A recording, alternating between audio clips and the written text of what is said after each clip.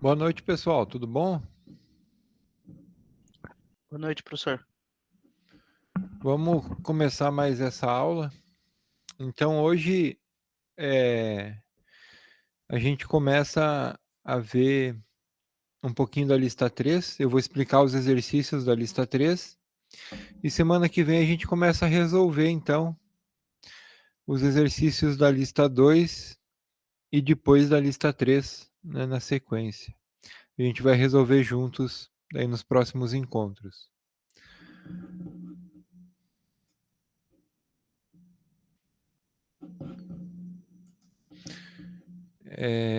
Olhando as datas, né? Então, a próxima aula é dia 7 e depois dia 10. Eu acredito que dia 7 e dia 10 a gente consiga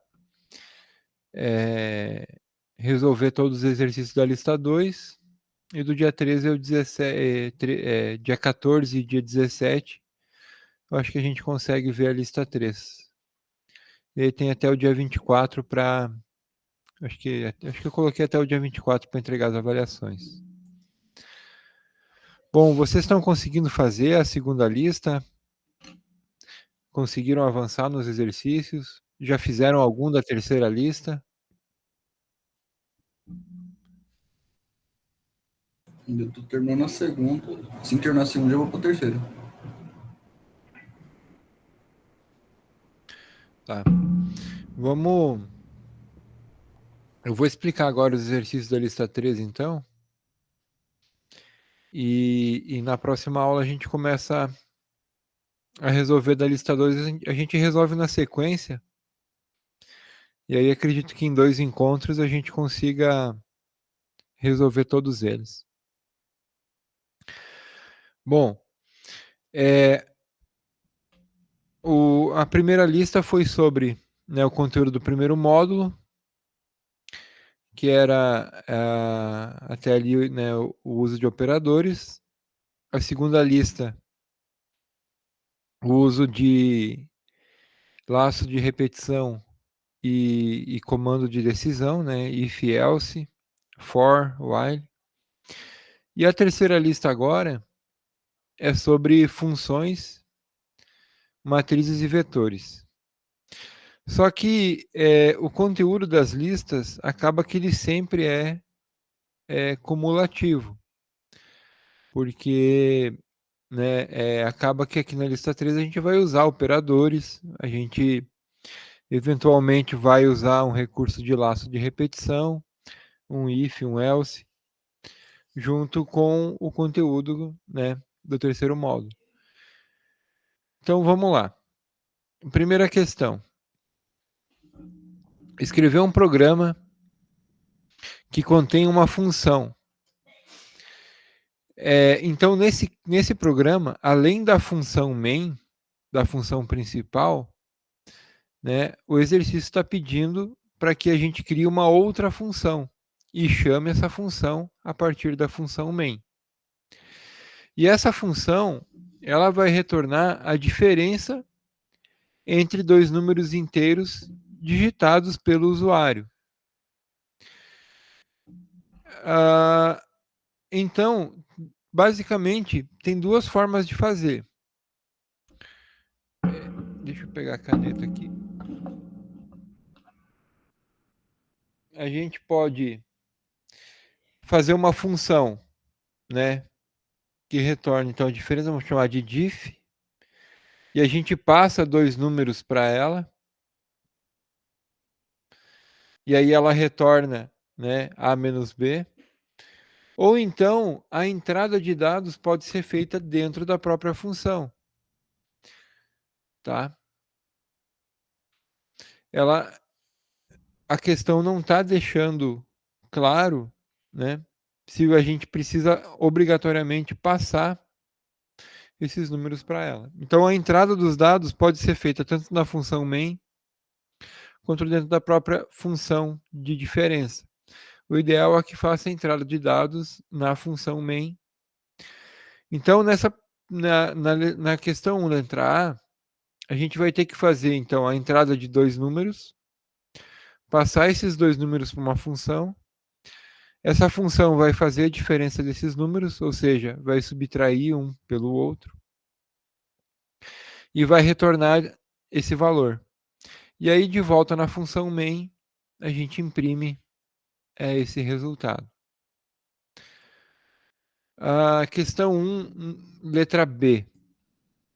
Escrever um programa que contém uma função. Então, da mesma forma que na questão anterior, então além da função main, porque todo programa em C precisa ter a função main, ele precisa ter a função principal, que é que é justamente a função principal, que é a partir da onde o processador vai começar a executar o programa. Tá? Então, todo programa em C que vocês fizerem, ele precisa ter obrigatoriamente uma função main, para que se possa gerar um arquivo executável, tá, desse programa. Então, escrever um programa que tem uma função, e essa função vai retornar a divisão de dois números. Então, da mesma forma que para a letra A, agora é uma função que vai retornar a divisão. Note que você pode até fazer os dois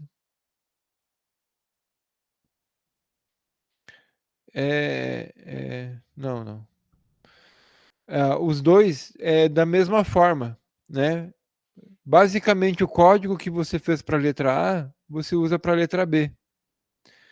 Só vai mudar a função, no caso o nome dela, né? Porque de diferença, divisão, então sempre usar nomes coerentes com a ação que a função executa. E a grande diferença aqui, além do operador que vai usar dentro da função, é que ela precisa ficar atento para divisão por zero. Se a gente vai executar a divisão de A por B, né, o B tem que ser um número diferente de zero.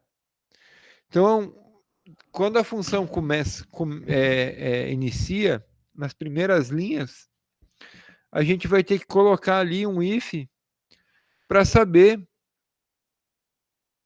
se se o número B, né, é um número diferente de zero.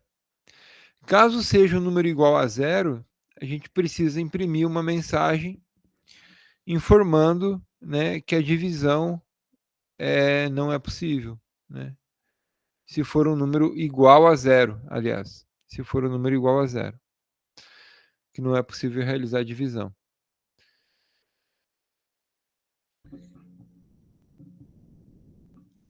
Questão 2, letra A.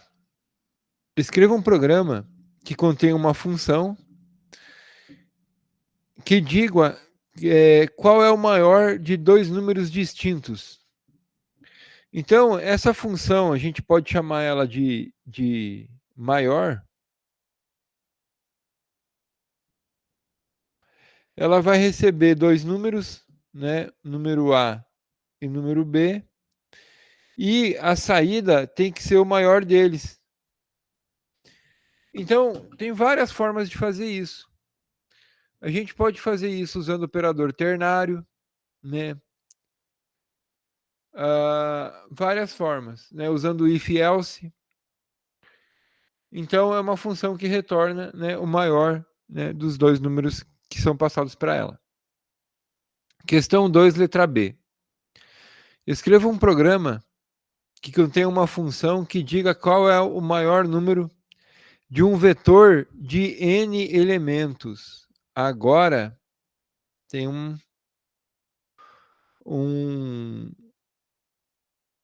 item novo aqui, tá? Agora, a gente vai ter que criar um vetor, né, com tamanho n, tá? E a gente vai ter que, de alguma forma, dentro dessa função, fazer laços que façam comparações de 2 a 2 para saber qual é o maior, né? Ou existem várias estratégias, tá? Vão pensando, mas digamos que a gente tem aqui 1, 2, 3, 4, 5 valores, né? Cada posição desse vetor tem um valor. Eu quero saber qual que é o maior número nesse. Tem que criar uma estratégia, criar um algoritmo, é semelhante ao algoritmo de ordenação, tá? E aí ele vai fazer uma comparação, vai comparar todos os elementos e vai descobrir qual que é o maior deles. Questão número 3, letra A. Escreva um programa que contém uma função que diga qual é o menor de dois números distintos. Então, esse programa basicamente é idêntico à questão 2, letra B. A única questão que vai mudar é que quando vocês fizerem no algoritmo da letra B as comparações, vocês vão usar, por exemplo, o maior, vão perguntar se um número é maior que outro. Aqui vocês vão perguntar se um número é menor que outro. Tá? E o restante do código acaba ficando exatamente igual e ele funciona. Tá? Questão 3, letra B. Escreva um programa que contém uma função que diga qual é o menor número de um vetor de n elementos.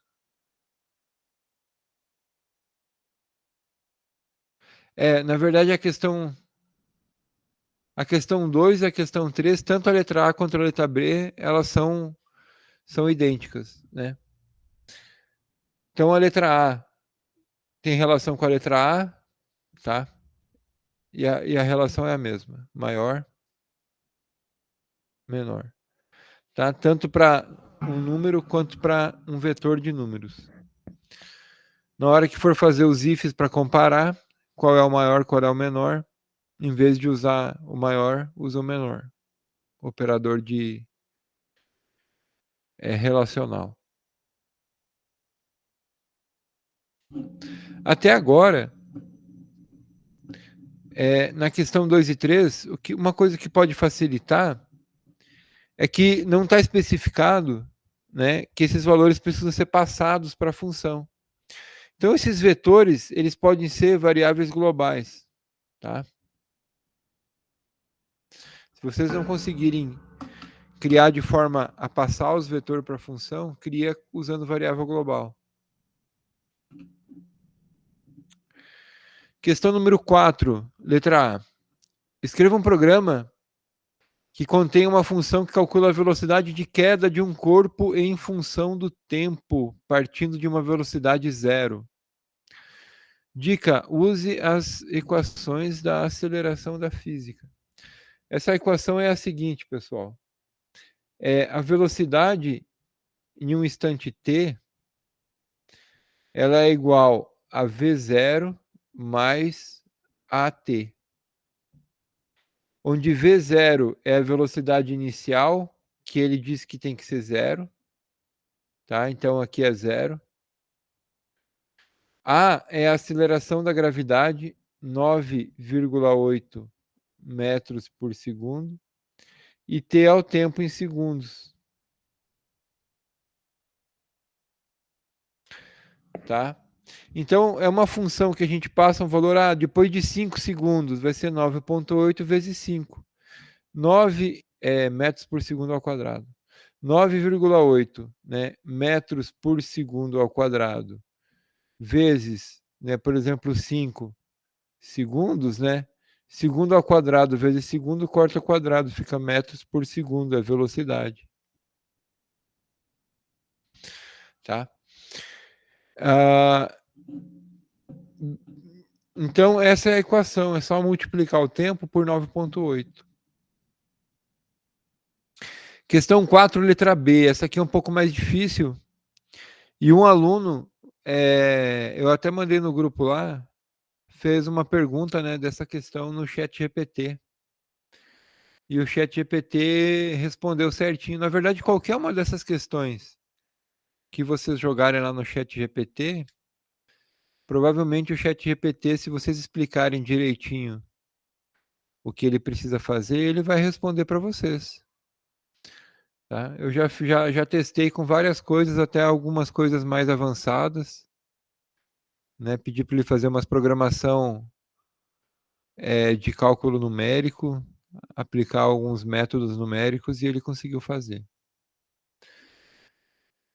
A questão 4, letra B, então é para escrever um programa que contém uma função que calcula as raízes da equação de segundo grau, que aplique o teorema de Bhaskara, né? Onde ax ao quadrado mais bx mais c igual a zero. Então, os dados de entrada aqui vão ser os valores de A, né, B e C. 3 números inteiros que a gente vai solicitar para o usuário digitar. Conhecendo A, B e C, a gente pode calcular o delta e calcular as raízes. E aí precisa ficar atento, né, que a gente precisa fazer um teste no delta. Se o delta for um número igual a zero, só tem uma raiz. Se o delta for um número maior que zero, né, a gente precisa calcular duas raízes. E se o delta for um número negativo, significa que não tem raiz real. Aí a gente imprime uma mensagem dizendo que a função não tem raiz real. Essa talvez seja uma das questões mais assim difíceis dessa lista, tá? Mas ela não é impossível. Se quiser, dá para fazer duas funções. Uma função que retorna a raiz, passa A, B e C. E essa função pode chamar uma função que calcula o delta, tá? Dá para fazer uma função separada só para calcular o delta.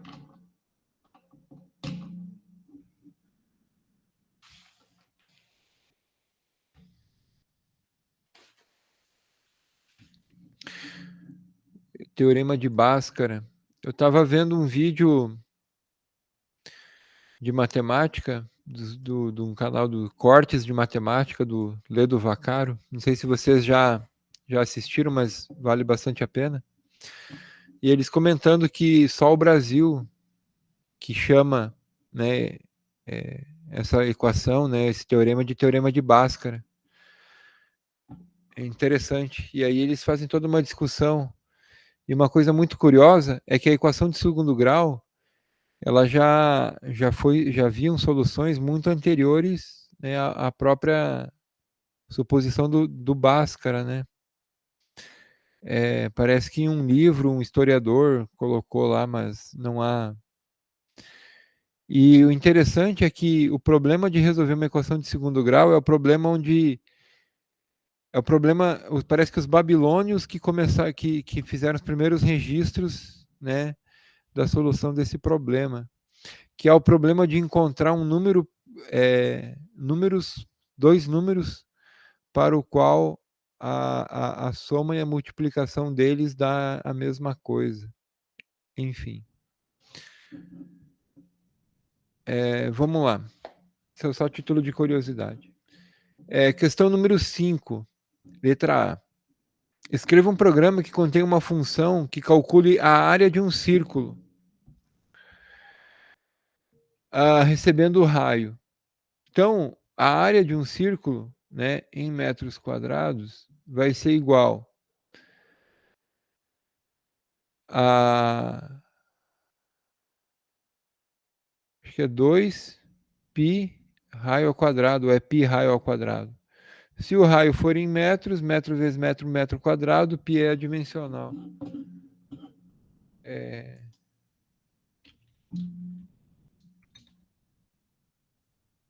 π raio ao quadrado.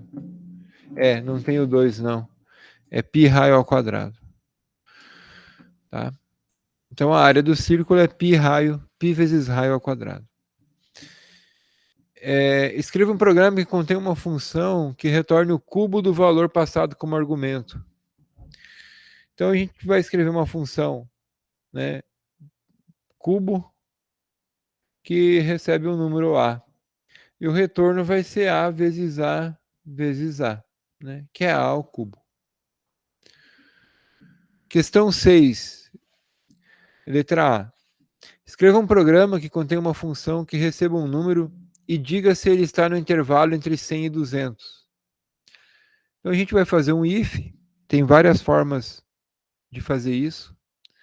A gente pode fazer dois ifs, usar o operador ternário, enfim. Mas a gente vai ter que fazer basicamente duas comparações.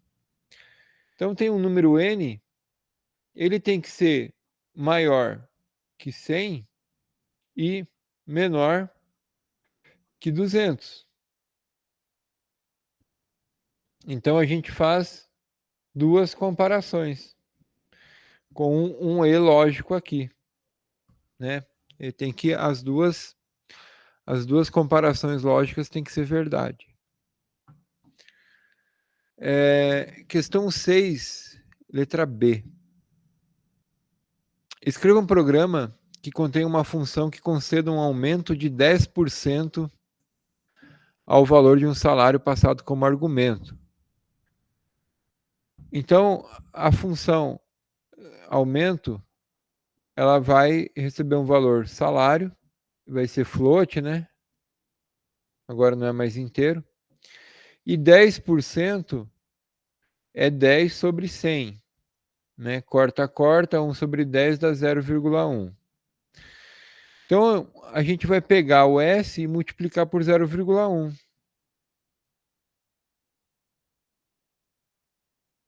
Tá? Então, é isso que a gente vai retornar. Se o cara ganha R$ 1.000, se a gente passar R$ 1.000, a gente multiplica por 0,1, a gente sabe quanto que é o aumento, né? Então, é 1,1 vezes o salário. Uma vez o salário mais 0,1. Né? Ou a gente faz, então, S mais S vezes 0,1. Tá? S mais S vezes 0,1 é igual a 1,1 vezes S, tá? Vezes o salário.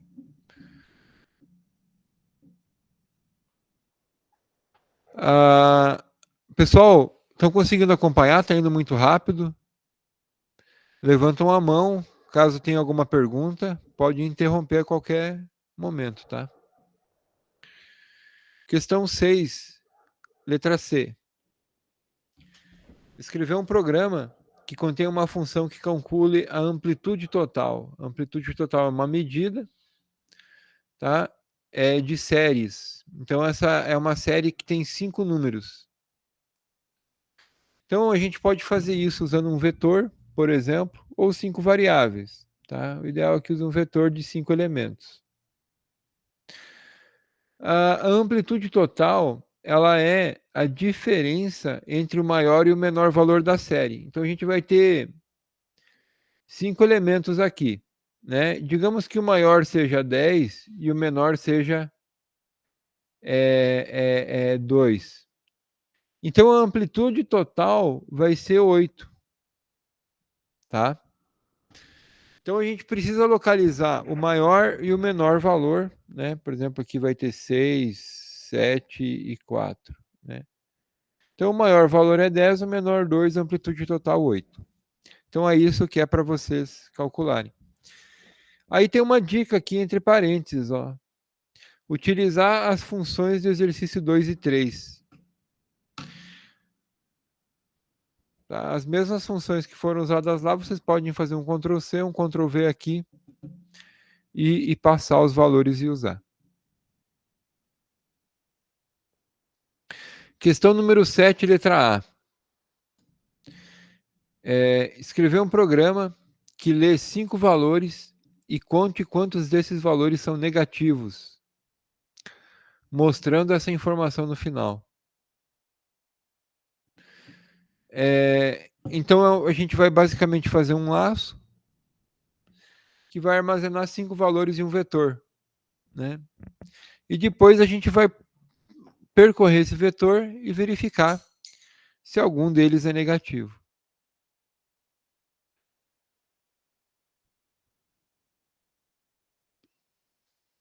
Questão 7, letra B. Dado uma sequência de 5 números inteiros armazenados em um vetor, escreva uma função que imprima esses valores na ordem e uma função que imprima na ordem inversa. Na verdade, faltou ali, mas é ordenado, né? Ali o sentido de na ordem é de ordenado. Então, por exemplo, essa questão a gente vai criar um vetor com 5 elementos, vai solicitar para o usuário inserir esses elementos, e esses elementos eles podem estar desordenados. E aí, então, a gente pode colocar eles em ordem, imprimir eles em ordem crescente e em ordem inversa.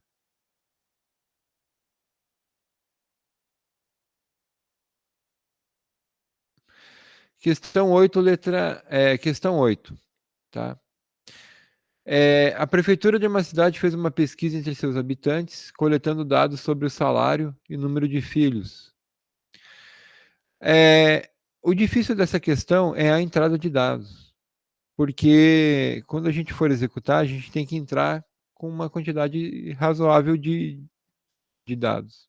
A gente vai ter que entrar com o salário e o número de filhos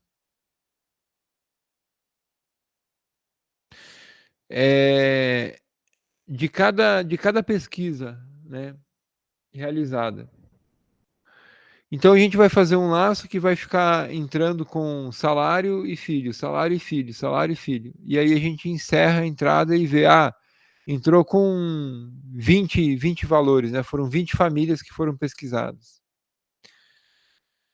Então, o que ele quer como retorno aí, como saída?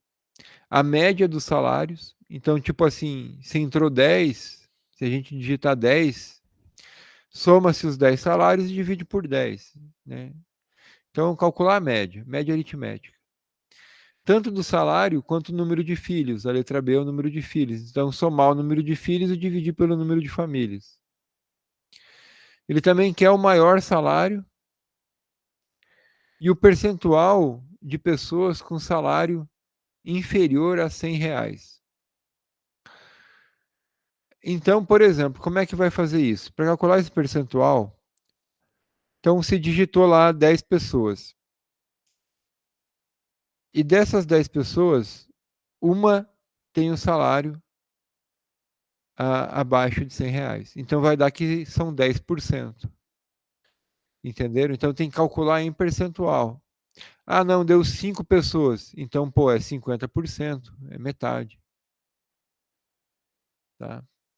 O final da leitura de dados se dará com a entrada de um salário negativo. Então, quando digitar um valor negativo, ele encerra a leitura.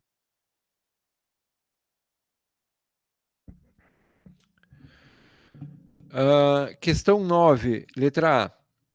Escrever um programa que contém uma função que calcula a média dos números digitados pelo usuário se eles forem pares. O programa deve terminar a leitura se o usuário digitar 0. Então o usuário fica digitando valores e tem um if, que verifica se a divisão, né? Como é que eu sei que o número é par? O número é par se o número por cento 2 for igual a 0. Como é que eu sei que ele é ímpar? Se n por cento 2 for diferente de 0. Então tem que testar se ele é par e aí somar todos os pares e digitar pelo número de números pares, tá?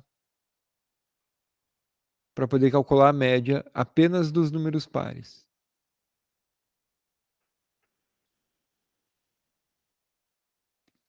Escreva um programa, questão 9, letra B. Escreva um programa que solicite ao usuário 3 números inteiros, A, B e C, em que A seja maior que 1. O programa deve conter uma função que soma todos os inteiros entre B e C, que sejam divisíveis por A ao receber A, B e C como argumento. Essa questão, ela embaralha um pouquinho, né? Mas ela é bem fácil de fazer. Para a gente entender ela, a gente tem que entender um pouquinho essa lógica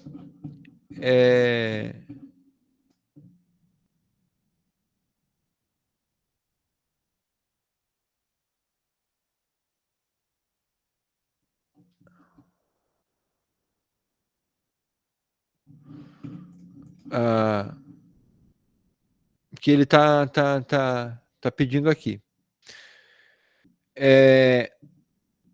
A gente vai pegar, então, ó, escreva um programa que solicite ao usuário 3 números inteiros, A, B e C, em que A seja maior que 1. Então, o número A tem que ser um número maior do que 1. O programa deve conter uma função que soma todos os inteiros entre B e C. Então, a gente vai fazer um laço que vá de B até C,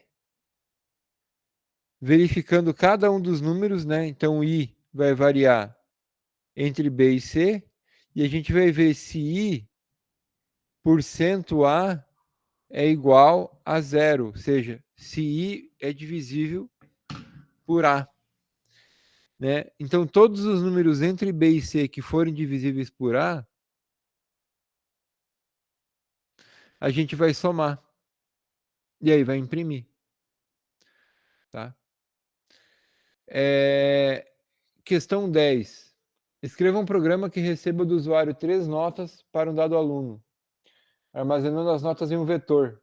Em seguida, o programa deve imprimir na tela tais notas. Então, a gente vai receber 3 notas, vai salvar as 3 notas no vetor, e aí vai imprimir essas notas a partir do vetor. E que, finalmente, a questão 10, letra B, escreva um programa que receba do usuário 3 notas para um dado aluno, armazenando as notas em um vetor, e em seguida o programa deve imprimir na tela a média aritmética de tais notas. Então, a diferença entre a letra A e a letra B é que na letra A a gente vai imprimir as notas e na letra B a média das notas, ou seja, somar as notas e dividir pelo quantitativo de notas. E são essas as questões da terceira lista, pessoal. Eu não sei se vocês perceberam, mas algumas dessas questões são muito semelhantes às questões da segunda lista.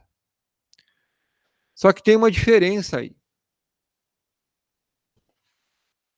Na segunda lista, né, a gente ainda não aprendeu a usar vetores, matrizes e funções.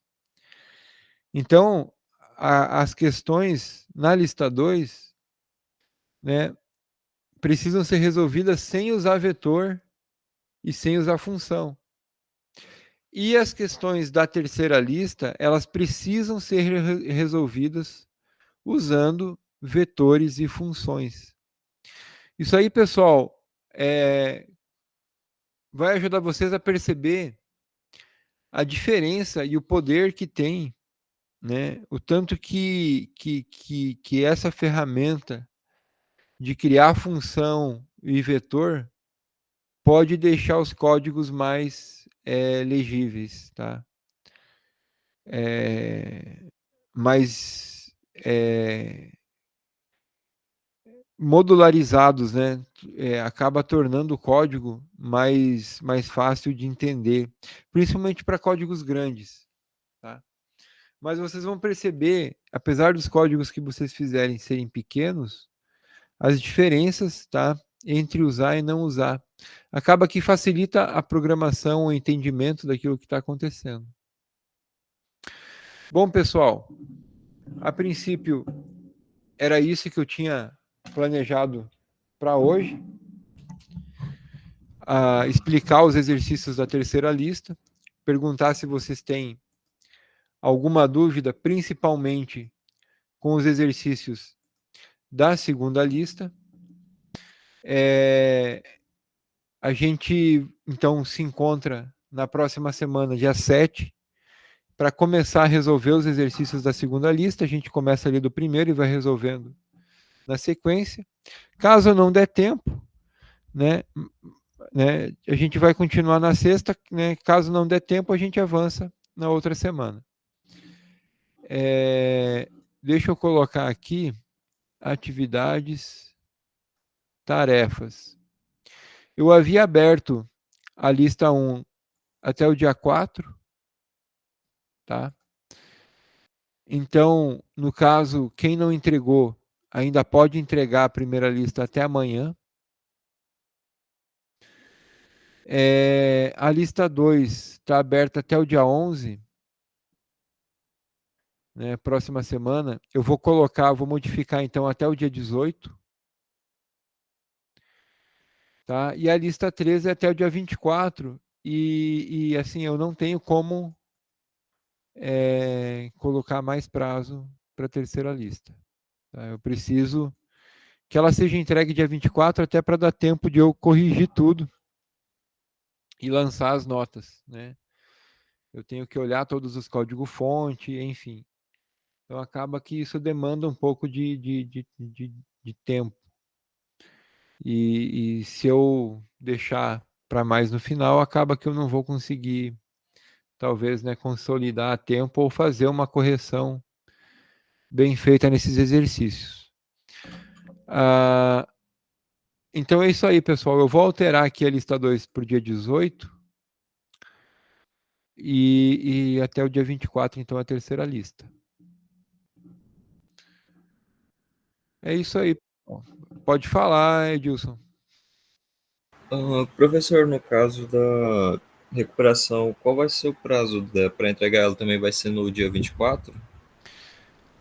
Não, não. Tem uns diazinho a mais. Eu preciso só ter certeza. Eu acho que é dia 28. Deixa eu ver aqui na tabela. Deixa eu abrir aqui. Deixa eu só ver até que dia que eu... Mas tem uns dias a mais, tá?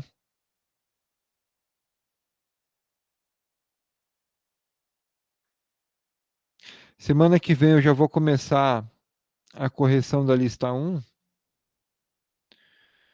Tá? Até o dia de vocês entregar a terceira lista, vocês já vão ter pelo menos a nota da lista 1, talvez a nota da lista 2.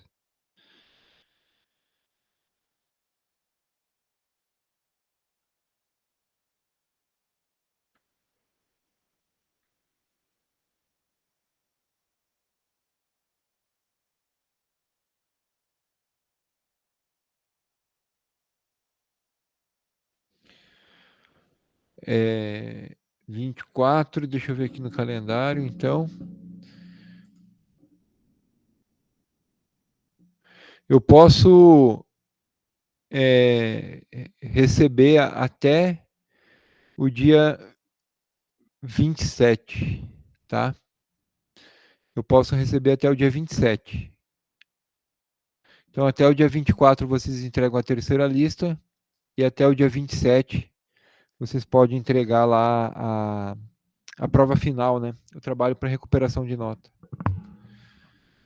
Vamos aproveitar que a gente está com um pouco de tempo e vamos dar uma olhadinha também na prova final, então.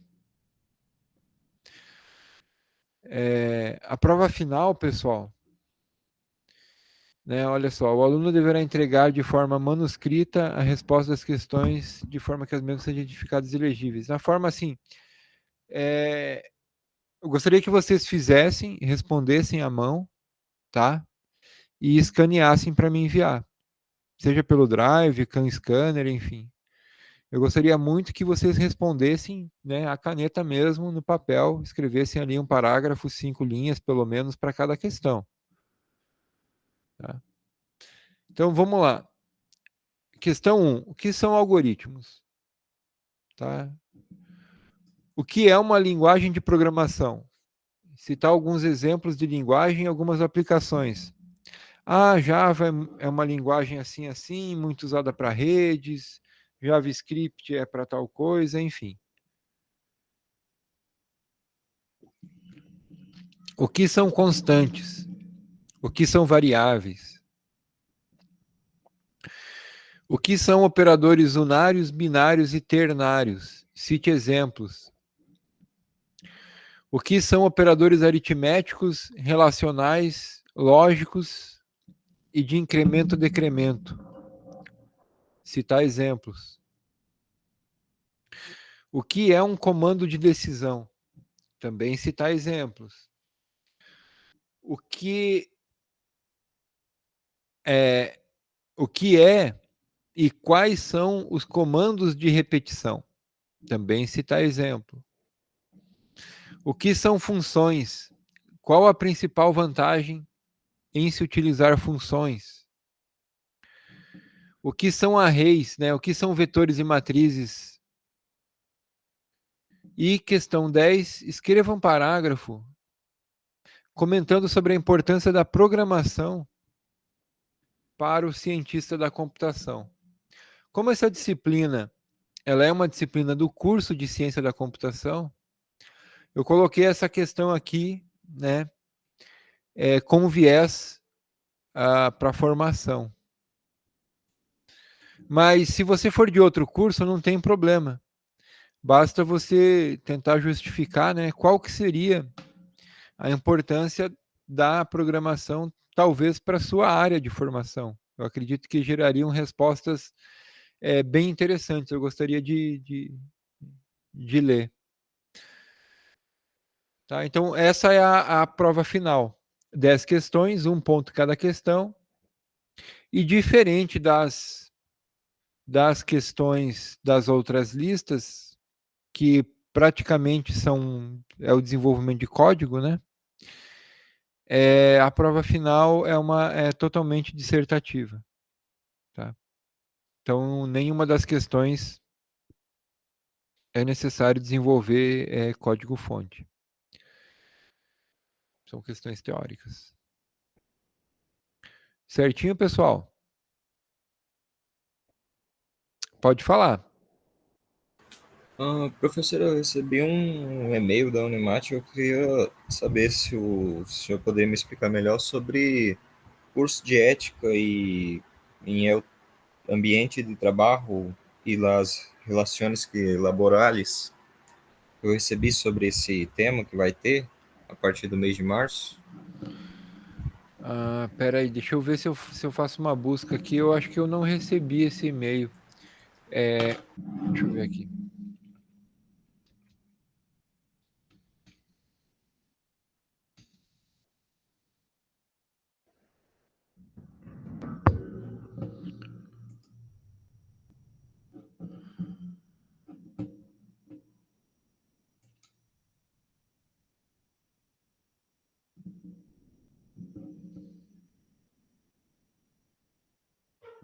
Eu não sei te falar sobre esse curso, esse evento em particular.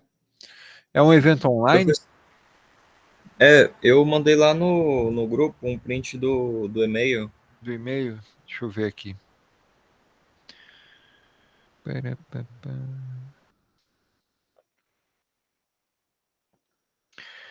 Encaminho o convite para o lançamento do curso de ética.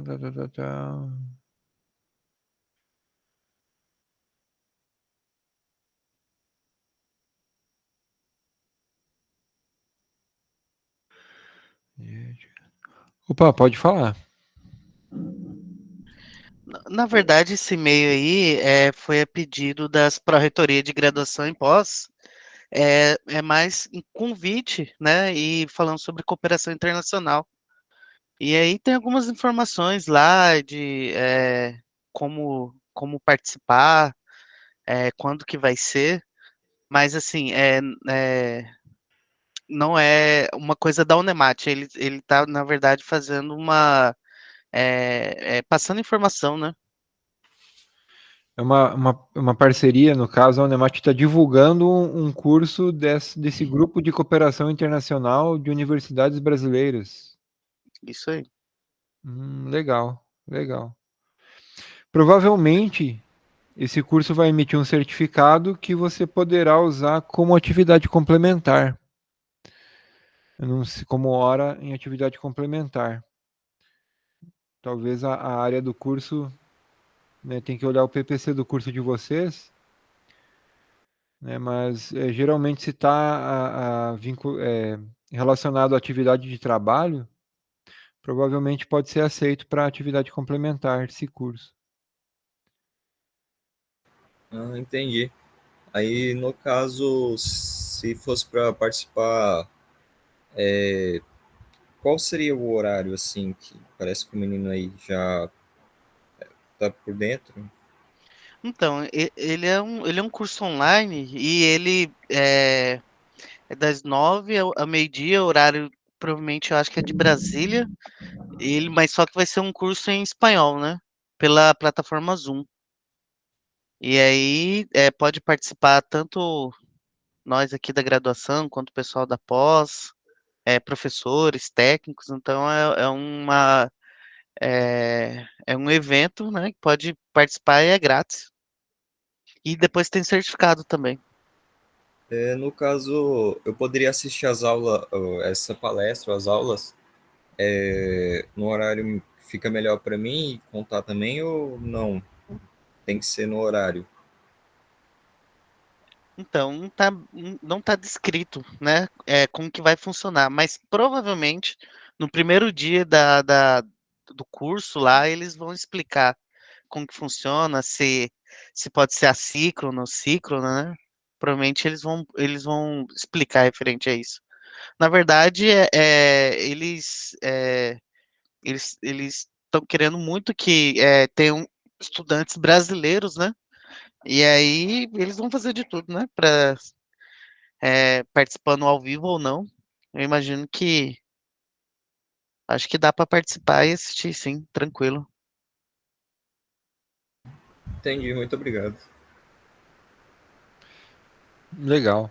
É bom participar desses cursos, acaba que vai agregando no currículo e mesmo que seja em espanhol, né, tentar compreender, né? O espanhol até que tem uma certa afinidade com o português, mas mesmo assim ainda, né, tem algumas coisinhas que pega. Bom, pessoal, acho que é isso aí. Alguém tem mais alguma dúvida?